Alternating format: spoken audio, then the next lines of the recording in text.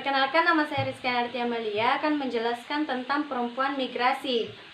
Nah, wanita migrasi bisa juga menjadi wanita migrasi internasional dan memiliki dua konsep, yaitu emigrasi dan imigrasi. Emigrasi adalah migrasi internasional yang dipandang dari negara asal atau pengirim, dan pelakunya disebut emigran.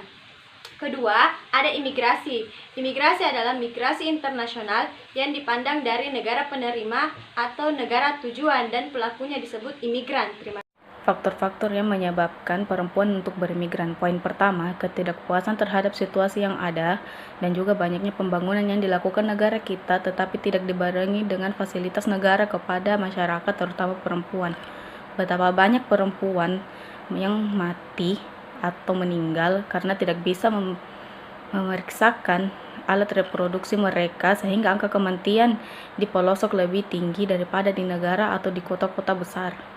Yang kedua, keinginan untuk meningkatkan status dan juga situasi umum kehidupannya. Yang ketiga, beban ekonomi semakin besar dalam rumah tangga serta rendahnya tingkat kependidikan dan juga tingkat keterampilan. Banyak perempuan migran yang berasumsi bahwa bekerja di perantauan itu bisa meningkatkan pengetahuan dan juga keterampilan dan juga bisa jauh lebih memuaskan. Poin keempat ialah memperbaiki kondisi ekonomi keluarga dengan asumsi bahwa bekerja di daerah sendiri itu tidak bisa mencukupi kebutuhan mereka sendiri. Bismillahirrahmanirrahim. Assalamualaikum warahmatullahi wabarakatuh. Perkenalkan, nama saya Nur Alia Aniza. Saya dari kelompok 5 akan melanjutkan pemaparan materi yang telah dilakukan oleh anggota kelompok saya. Di mana materi yang akan saya bawakan yang pertama yaitu kasus-kasus yang sering terjadi pada perempuan buruh migran dan dampak positif yang ditimbulkan dari buruh migran. Yang pertama yaitu kasus-kasus yang sering terjadi pada buruh migran. Yang pertama yaitu penipuan. Selama proses rekrutmen, calon buruh migran sering mengalami penipuan. Jenis penipuan ini beragam, dari biaya yang terlalu mahal sampai gagal berangkat setelah beberapa lama tinggal di penampungan. Yang kedua yaitu kekerasan fisik. Selama di penampungan pun, mereka tidak luput dari tindak kekerasan. Dalam fase penampungan ini berbagai bentuk kekerasan sering terjadi, seperti kekerasan fisik, misalnya dipukul dan ditendang. Yang ketiga yaitu pelanggaran selama pemulangan, di mana pelanggaran juga terjadi pada tahap pemulangan, seperti pemulangan secara paksa oleh negara tempat di mana mereka bekerja atau biasa disebut dengan deportasi. Dipulangkan secara paksa oleh majikan sebelum habisnya kontrak kerja, dipaksa membayar biaya kepulangan atau deportasinya sendiri. Yang keempat yaitu trafficking.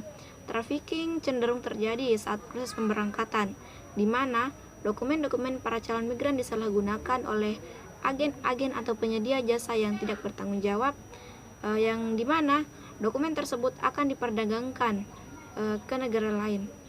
Selanjutnya, yang terakhir yaitu gaji tidak dibayarkan. Lain halnya dalam aspek ekonomi, gaji yang merupakan hasil jerih payah selalu tertunda, padahal upah harus diberi sebelum keringat buruh migran mengering. Namun yang terjadi, banyak buruh migran yang tidak mendapat upah sebagaimana yang dijanjikan sebelum keberangkatannya ke negara tujuan. Materi selanjutnya yaitu dampak positif yang ditimbulkan dari buruh migran.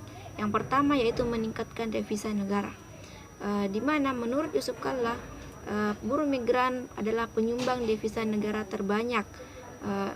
Yusuf Kalla juga mengatakan bahwa buruh migran merupakan pahlawan devisa negara bagi negara Republik Indonesia. Berikutnya yaitu dapat memperbaiki dan meningkatkan taraf hidup rumah tangga migran sesuai dengan alasan perempuan melakukan migran atau menjadi buruh migran ke negara lain, yaitu untuk memperbaiki dan meningkatkan taraf hidup rumah tangganya. Berikutnya yaitu menambah wawasan, pengetahuan dan pengalaman. Memang benar, ketika melakukan migran atau menjadi buruh di negara lain, wawasan atau pengetahuan serta pengalaman akan bertambah sesuai dengan tempat hidup di mana kita berada selama di negara orang. Demikian pemaparan yang bisa saya bawakan. Materi selanjutnya akan dibawakan oleh teman saya. Terima kasih. Wassalamualaikum warahmatullahi wabarakatuh. Assalamualaikum warahmatullahi wabarakatuh. Nama saya Nisa Sahrani. Baik, di sini saya akan melanjutkan materi selanjutnya mengenai dampak yang ditimbulkan perempuan migran. Namun di sini saya akan menjelaskan dampak negatif dari perempuan migran. Ada beberapa dampak negatif dari perempuan migran. Yang pertama, adanya tekanan psikologis dalam rumah tangga ataupun individu. Nah, yang kedua, adanya perubahan struktur sosial. Adanya perubahan struktur sosial di sini yang dimaksud bahwa bertambah dan berkurangnya jumlah penduduk suatu daerah itu akan mengakibatkan perubahan struktur masyarakat, termasuk pada lembaga kemasyarakatan. Nah, dampak yang ketiga, adanya pergeseran nilai-nilai agama dan budaya. Maksudnya di sini bahwa hal ini bisa dilihat dari perubahan yang terjadi dalam masyarakat. Ketika ada unsur baru yang menarik di hati, maka masyarakat pun dengan perlahan tapi pasti itu akan mengikutinya. Nah, sekian dari materi saya.